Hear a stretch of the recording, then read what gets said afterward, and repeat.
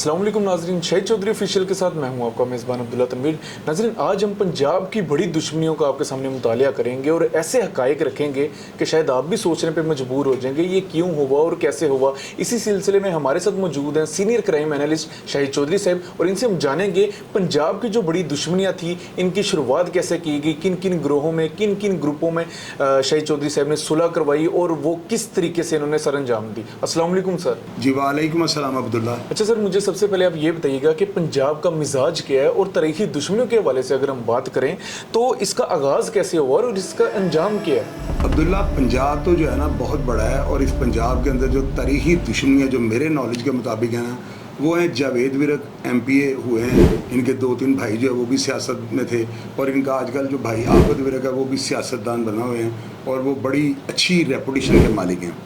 इनकी भी दुश्मनी थी। उसके अलावा हाजी मनव्वर मंज शेहूपुरे वाले, इनकी भी दुश्मनी थी। छब्बा डोगर बहुत बड़ा दुश्मनदार हुआ है। खानू विरक बहुत बड़ी तारीखी दुश्मनी हुई है ये शेहूपुरे की। उसके अलावा शफकत रबेरा बहुत बड़ा ये एक नाम हुआ है दुश्मनी में। और उसके अलावा अगर आप हमारे लाहौर का मिजाज पूछे ना तो ये ज़्यादा बेहतर तरीके से मैं आपको बता सकता हूँ। लाहौर के अंदर जो है ना बहुत ज़्यादा दुश्मनी हुई है। अरशद मीन की आतिफ चौधरी से दुश्मनी, आबद चौधरी के साथ मुखालफत, अरशद मीन की तीफी बट एंड कंपनी के साथ मुखालफत, और इसके अलावा जो है ना बहुत ज़्यादा दुश्मनी है। मिसाल के तौर पे शेख रोहिल असगर की माजा सिख के साथ, आरफ हवेलियाँ वाला की दुश्मनी, रिश्ता नंबरदार के साथ, मलक जादू की दुश्मनी, और लोकल कई ऐसी दुश्मनी है कि अगर आपको मैं बतानी शुरू कर दूँ तो मेरा ख्याल है प्रोग्राम का टाइम ऑफ हो जाएगा।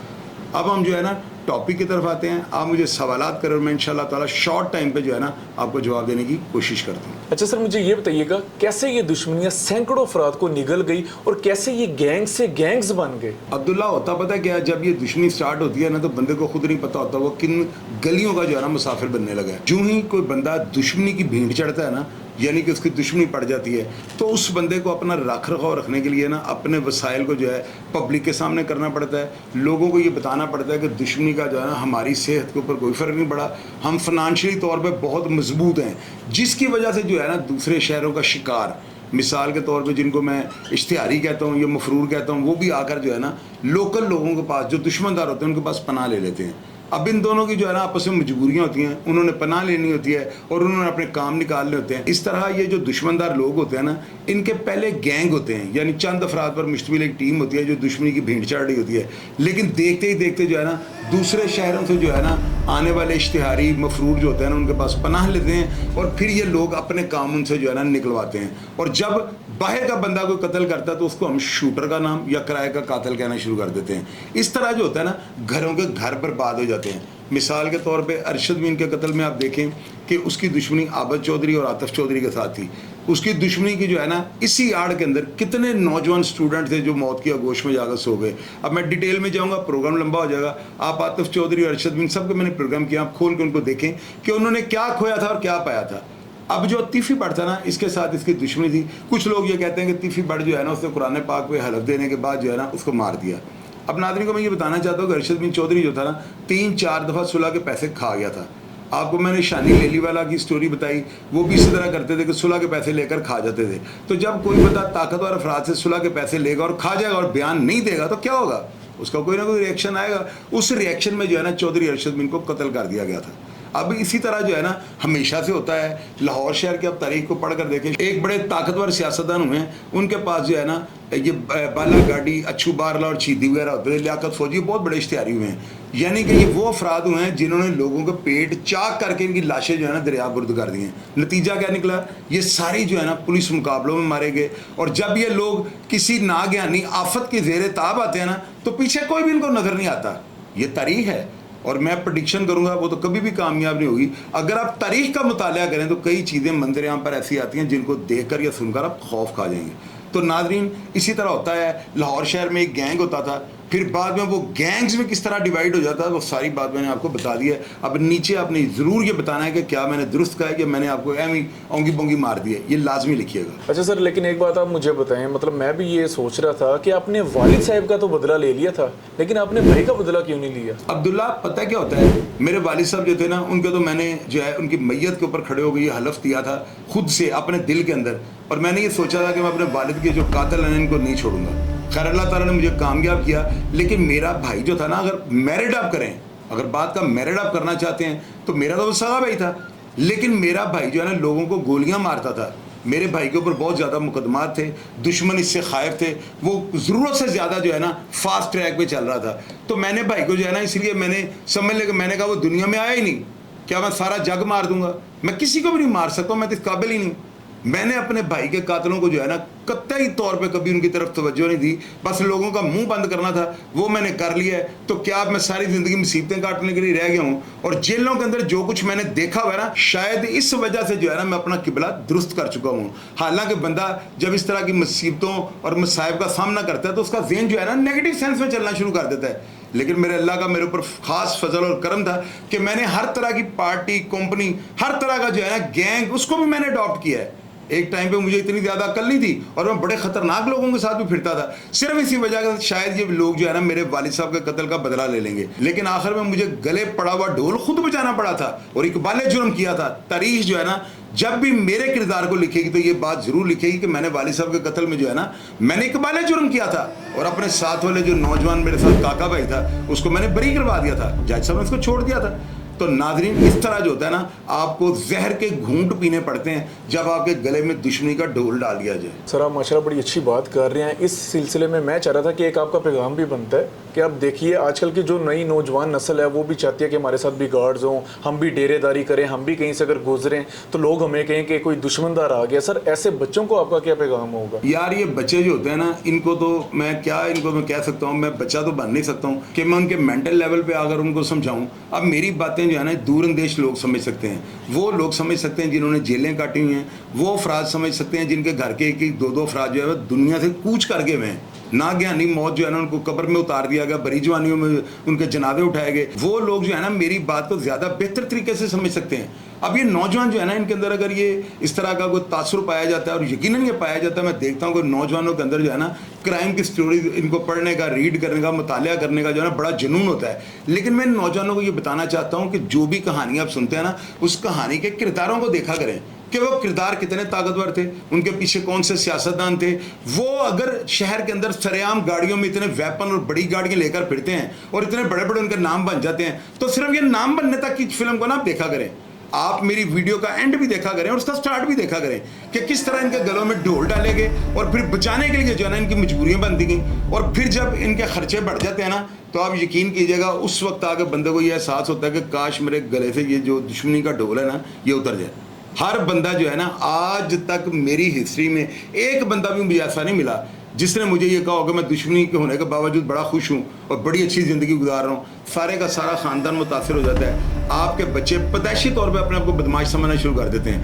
آپ جب وہ 15-20 سال کے ہو جاتے ہیں تو آپ ان کو سمجھاتے ہیں، ان کی سمجھ سے بالا تر باتیں ہوتی ہیں کیونکہ لوگوں نے ان کو فلاں پہلوان کا بیٹا، فلاں بدماش کا یہ بیٹا ہے، فلاں ڈان کا یہ بیٹا ہے. اگر آپ اپنے بچوں کو سمجھانا بھی چاہیں تو ان کی کمپنی اس طرح کی ہو چکی ہوتی ہے وہ اس کمبل کو نہیں چھوڑتے. چونکہ یہ چیزیں جو ہوتی ہیں دیکھنے میں دور کے ڈھول سامنے، آپ نے محاورہ تو سنا ہوگا، یقیناً یہ اسی طرح ہے. آپ جب ان کرداروں سے جا کر پوچھتے ہیں نا، جیسے کل میں نے سدرا بدیشہ میڈم کا میں نے بیان لگایا ہے اور میں نے آپ کو سنایا، انہوں نے کیا کہا ہے کہ دشمنی جو ہے نا ایک اچھی چیز نہیں ہے، جو امن کی زندگی ہے نا اس جیسی زندگی کوئی بھی نہیں ہے. تو اگر اتنے بڑے بڑے دشمن دار جن کا نام فیصل آباد کے اندر الیاس جٹ چونٹ چک والے کا ایک نام تھا، جس دن وہ فوت ہوئے نا تو فیصل آباد کے اندر تعطیل تھی اور رینجر نے جو ہے پورے فیصل آباد کو جو کنٹرول کیا ہوا تھا کہ کوئی ناگہانی واقعہ کوئی اس طرح کا جو ہے نا المیاں ہو جائے کہ جو بعد میں سمیٹنا بہت مشکل ہو جائے. تو ایسے افراد دنیا کو چھوڑ گئے ہیں. تو یار آپ چھوٹے چھوٹے بچے اگر ان کرداروں کو دیکھ کر متاثر ہوں گے نا تو سب سے پہلے اپنے گھر کا بیک گراؤنڈ ضرور دیکھا کریں. کیا آپ کا والد آپ کے پیچھے جیل جا کے ملاقات کر لے گا؟ آپ کی بہنیں اور مائیں اگر ملاقات کرنے والی ہیں تو کوئی ایسا کام نہ کیجیے گا ورنہ وہ رل جائیں گی. میری بات یاد رکھیے گا. اچھا سر مجھے یہ بتائیے گا دشمنی کی وجہ سے گھرانوں پر کون سے منفی طبقاتی اثرات مرتب ہوتے ہیں؟ عبداللہ سب سے پہلے تو جو دشمندار گھرانے ہوتے ہیں نا لوگ ان کے ساتھ رشتہ کرنے سے بھی ڈرتے ہیں. لوگوں کے ذہن میں یہ بات آتی ہے کہ یار اگر ہم نے رشتہ کر لیا اس کا کوئی پتہ نہیں یہ مدعی یا ملزم ہے، اس کا کیا انجام ہوگا. لوگ ڈر جاتے ہیں اور ایسے میں صرف آپ کے رشتہ دار ہوتے ہیں جو رسک لیتے ہیں. جیسے میری خالہ نے میرے اوپر رسک لیا تھا، انہوں نے مجھے رشتہ دیا تو میں رشتہ ہی کوئی نہیں دیتا تھا کہ پتہ نہیں یہ مدعی ہے اس کے ساتھ کیا ہو جانا ہے. اور دوسرا یہ ہوتا ہے سب سے بڑی بات ہے انسان جو بھی کرتا ہے نا اپنی اولاد کے لیے کرتا ہے، اپنے ماں باپ کے لیے کرتا ہے. اگر ان کو یہ سکون نہ ہو، پولیس ریڈیں کرنی شروع کر دے، تھوڑے سے مقدمات جب جھوٹے سچے درج ہوتے ہیں، ڈیٹینشن آرڈر نکل آتے ہیں، پھر آپ کو دشمنی بھول جاتی ہے. آپ ڈی किसी और होम सेक्रेटरी और एसी के दफ्तरों के चक्कर लगाने शुरू कर देते हैं, आपका रिकॉर्ड बनता जाता है, आपको लूज करैक्टर लोग समझना शुरू कर देते हैं, अफवाहें गर्म होनी शुरू हो जाती हैं कि बंदे कब्जे करते हैं, क्योंकि आप इतने गार्ड, इतनी सिक्योरिटी और इतने ज़्यादा अफरा तफरी डाल के शहर लाहौर में निकलेंगे तो क्या लोग आपको ये कहें आप शरबत का कारोबार करते हैं? सवाल ही पैदा नहीं होता। और जो ही आप इस तरह के कामों में पड़ जाते हैं, मजबूरियां आपकी बन जाती हैं, तो यकीन कीजिएगा आपके गार्ड जो है ना आपके लिए बहुत ज़्यादा टेंशन का सबब बन जाते हैं।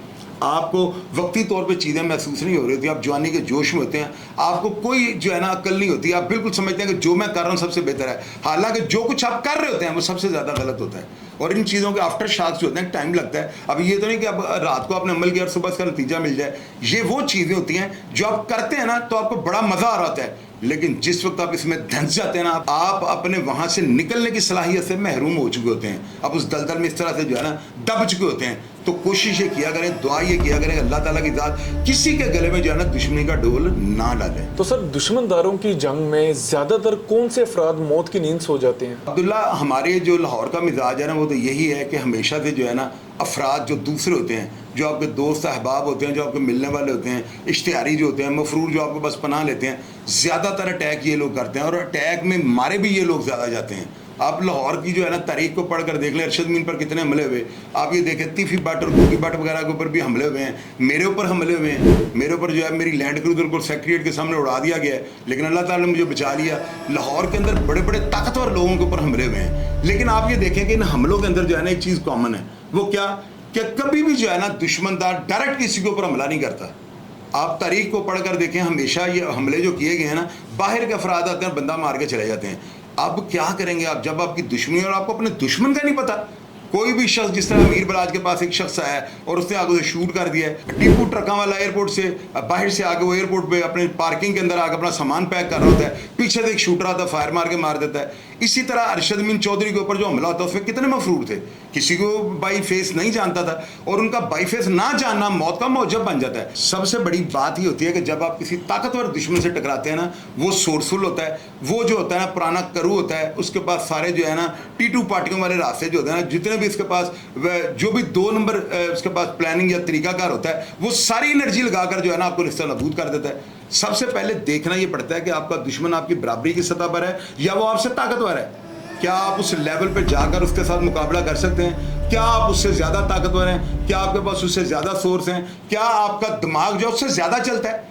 अगर ये सारी चीज़ें आप इससे फास्ट हैं और आप इन सब चीज़ों से माला माल हैं, आपके पास वसाइल की कोई कमी नहीं, मसाइल का कोई मसला नहीं, आप बिल्कुल हर चीज़ को बड़ी दिलेरी के साथ फेस कर सकते हैं और ज़रूरत आने पर इकबाल जुर्म भी कर सकते हैं, तो फिर आप जो चाहते हैं करें, फिर आपको कोई दुनिया की ताकत नहीं रोक सकती। अगर आपका दिमाग ये कहता है कि मैं इस काबिल नहीं हूँ, तो बैक फुट पे चले जाएंगे, आपके लिए बेहतरी का रास्ता होगा। अच्छा सर, जब तनवीर खाकुवानी जो आपके बड़े भाई भी हैं, जिनको आप बड़ा अपना एक अच्छा दोस्त समझते हैं, इन्होंने जब आपके बयानात करवाए थे 302 के हवाले से, तो इन्होंने उस टाइम आपको क्या नसीहत की थी? अब्दुल्ला, मुझे तनवीर खाकुवानी इसलिए मैं उनकी इज्जत करता हूँ, उन्होंने दियत दे करना यानी 7 लाख रुपए में ये सुलह हुई थी, उन्होंने मेरे बयान करवाया था। जिस दिन मैं जेल से रिहा कराया था तो पहला फ़ोन उन्होंने मुझे करके कहा था, शाहिद चौधरी ये सुलह नहीं हुई, ये तुम्हें बाहर निकलवाया है, तुम अब अपने कौलो फेल के जिम्मेदार खुद होगे। और ये बात ज़हन में रखना कि तुम्हारा मुखालिफ अली रज़ा लकी वो रूगर की स्टील की काशन को फिर लेकर जो है ना जानशेर खान, तनवीर तीरा वगैरह गैंग बनाकर जो है ना इन्होंने 8-10 अफराद कत्ल कर दिया, बड़े ताकतवर। आप इनका प्रोग्राम खोल के देखो, उसमें सारी रियलिटी आपको बताई है।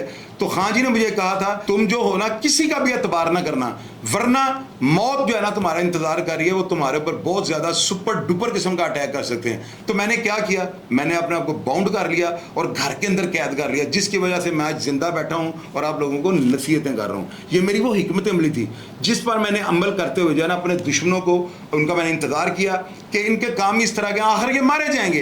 तो क्या नतीजा निकला, इनमें ज़्यादातर जो है पुलिस मुकाबले में मारे गए हैं और अल्लाह ताला ने मुझे सुरखरू कर दिया कि मुझे और किसी मजीद शख्स के खून के साथ अपने हाथ नहीं रंगने पड़े। और आखिर में अब्दुल्ला, मैं आपको एक चीज़ बताता हूँ, मैंने अपनी ज़िंदगी के अंदर जो है ना खुश असलूबी के साथ जो सुलहें करवाई हैं ना, उनमें चंद एक मैं आपको बताता हूँ। सबसे बड़ी दुश्मनी लावा पहलवान और अकबर जट की। इस दुश्मनी के अंदर 17 बंदे जो है ना कब्र की आगोशों में जाके सो गए हैं। मैंने लावा भाई के मैंने जो है गोटे पकड़े, मैंने उनके आगे हाथ जोड़े और उनको साथ ले जा करना, जो इनका मुलजम अकबर जट अंदर था, कोट लखपत जेल ले जाकर इनकी ऐसे उंगलियां जोड़ी हैं और अल्लाह ताला ने सुलह कामयाब कर दी। और आज तक ये दोनों पार्टियां 17 कत्ल होने के बावजूद इस सुलह पर कायम दायम हैं। اب اس کے بعد آپ یہ دیکھیں کہ رانا امتیاز میرے بڑے بھائی ہیں, تنویر حقانی وہ بھی آلریڈی میرے بڑے بھائی ہیں. ایک مس انڈرسٹینڈنگ کی وجہ سے جو ہے نا ایم یو کالج کے اندر جب رانا امتیاز صدر تھے, تنویر حقانی جی سے جو ہے نا فائرنگ ہوتی ہے اور اس فائرنگ میں رانا امتیاز صاحب زخمی ہو جاتے ہیں. رانا صاحب کے پیٹ کے اندر اتنے فائر لگے ہیں کہ آپ یقین کریں ان کا اتنا میجر آپریشن ہوا تھا کہ اللہ تعالیٰ نے ان کو نئی زندگی دی ہے. لیکن جب ایک عرصے کے بعد تنویر حقانی جی پیش ہوتے ہیں, وہ نیواں کوٹ سی آئی اے میں پیش ہو چکے ہوئے تھے اور بیان کروانے کی ضرورت تھی, تو میں نے رانا امتیاز صاحب کے آگے جا کے ان کے آگے ہاتھ جوڑے ہیں, ان کے پاؤں پکڑے ہیں, گوٹوں کو ہاتھ لگایا ہے. رانا امتیاز صاحب نے میری وجہ سے تنویر حقانی کے بیان دے دیے تھے کہ میں نے اس کو معاف کیا, اور خان جی کا وہ مقدمہ جو ہے نا ختم ہو گیا تھا. اب اس کے بعد ناظرین ڈی ایس پی جو مظہر اقبال ہیں, آپ کو پتہ ہے ان کے اوپر ایک مقدمہ بنا ہوا تھا لیکن سننے میں آئے گا وہ ختم ہو چکا ہوا ہے. ان کو جو ہے نا تنویر حقانی جی سے ایک فائر لگ گیا تھا. اس وقت تنویر خان جی کے اوپر جو ہے مقدمات تھے, انہوں نے یہ سمجھ کے پتہ نہیں یہ کون ہے بندہ, کوئی میرا دشمن نہ ہو, ان سے فائر ہوتا ہے اور وہ مظہر اقبال کے جو ہے نا گوٹے پہ لگ جاتا ہے. آپ یقین کیجئے گا کہ جس دن خان جی پیش ہوتے ہیں نا تو ان کی جو ایف آئی آر تھانہ جو ٹکسالی میں درج تھی اور انویسٹیگیشن والا جو افسر تھا صبح اسے مثل پیش کرنی تھی, تو میں نے خان جی کو کہا تھا مظہر بھائی بیان دے دیں گے. میں نے مظہر اقبال کے آگے اسی طرح ہاتھ جوڑے, گوٹوں کو ہاتھ لگایا, پاؤں تک پکڑے, اور ان کو میں نے یہ کہا کہ اللہ اور اللہ کے رسول کو راضی کرنے کے لیے نا آپ کی کوئی اس کے ساتھ دشمنی تو ہے نہیں خان جی کے ساتھ, تو آپ اس کو معاف کر دیں.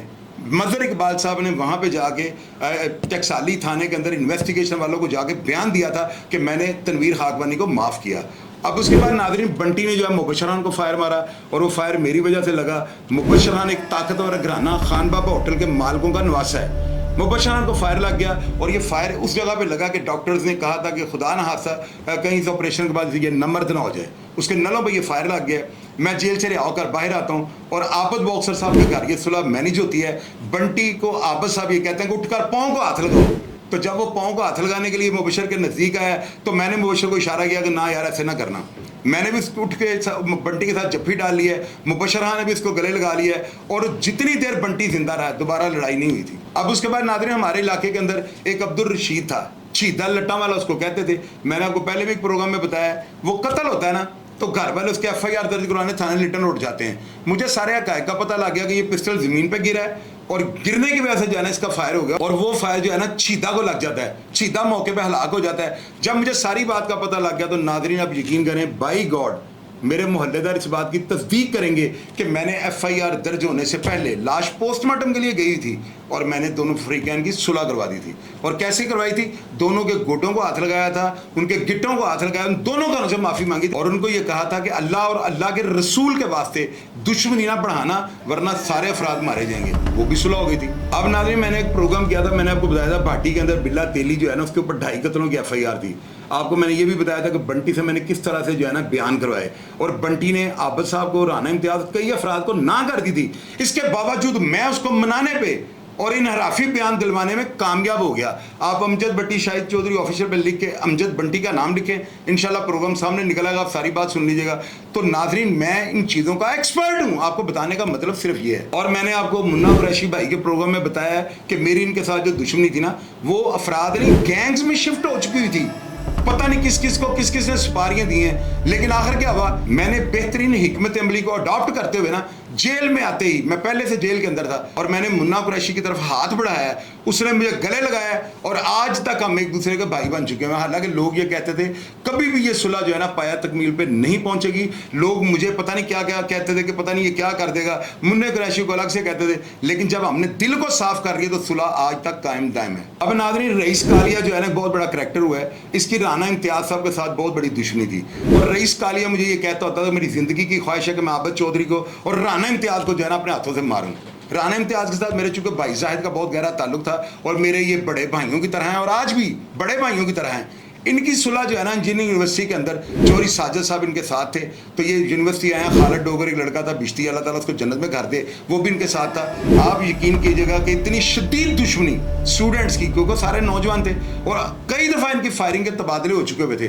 رانا امتیاز صاحب یونیورسٹی کے اندر آئے, میں اور رئیس کالیا بیٹھے ہوئے, اور رئیس کالیا عمران سیریر کا رسالہ پڑھ رہا تھا. اس نے جب دیکھا کمرے کے اندر رانا امتیاز آ گیا ہے تو ایک دفعہ وہ چوکس ہوا ہے, لیکن میں نے آگے بڑھ کے رئیس بھائی کو کہا رانا امتیاز بڑے بھائی ہیں, تو یقین کیجیے گا وہاں پہ ملک شیک آئے ہیں, जफ्फियाँ पड़ी हैं और अल्लाह ताला ने वो सुलह रईस कालिए की ज़िंदगी तक जो है ना वो बिल्कुल मोमनों वाली सुलह करवा दी थी जो उसके मरते दम तक कायम दायम थी। अब नाज़रीन आप ये देखें, अरशद मीर और आबद चौधरी की दुश्मनी थी। आबद चौधरी की वजह से आतिफ चौधरी बीच में आ गया, अवैस आ गया, खाला, अमजद मुश्ताक, कितने स्टूडेंट लीडर हैं जो इस दुश्मनी की पादाश जो है ना कब्रों के गोश में जाकर सो गए हैं। अरशद मीर चौधरी जो था बड़ा ताकतवर नाम था, इसके ऊपर कई दफ़ा हमले हुए हैं, 7 बंदे जख्मी हो गए हैं, बंदे फट्टर हो गए हैं, इसका भाई जो है दुनिया से कूच कर गया। छोटे नुकसान थे ये, लेकिन आप ये देखें कि इतना ताकतवर होने के बावजूद जब वो गैंग से गैंग्स में दुश्मनी ले गया ना तो क्या नतीजा निकला। तीफी भट्ट ने किसी भी तरीके से जो है ना उसको जो है चित कर लिया और उसका गला कुमा कर दिया। बेशक ये सुलह के बाद कत्ल हुआ है, लेकिन ये तीफी भट्ट की मजबूरी बन चुकी थी। अगर वो उसको ना मारता तो यकीनन अरशद बिन चौधरी इसको ले दे जाता।